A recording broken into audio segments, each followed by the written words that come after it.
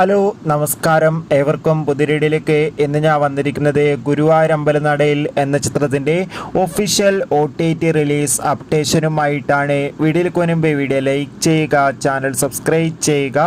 ഈ വരുന്ന June July മാസം ധാരാളം ചിത്രങ്ങൾ OTT റിലീസ് ചെയ്യാൻ പോവുകയാണ്.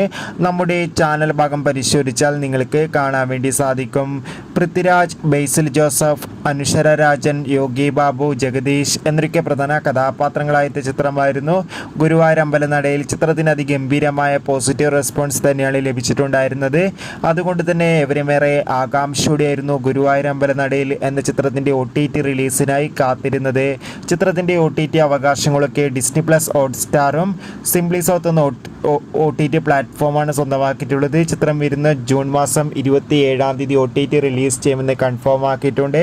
എന്തായാലും കാത്തിരിക്കാം ചിത്രത്തിൻ്റെ OTT റിലീസിനായി. എത്ര പേരാണ് ഗുരുവായൂർ അമ്പലനടയിൽ എന്ന ചിത്രത്തിൻ്റെ OTT റിലീസിനായി കാത്തിരിക്കുന്നു? കമൻറ്റ് ചെയ്യുക. Bye bye.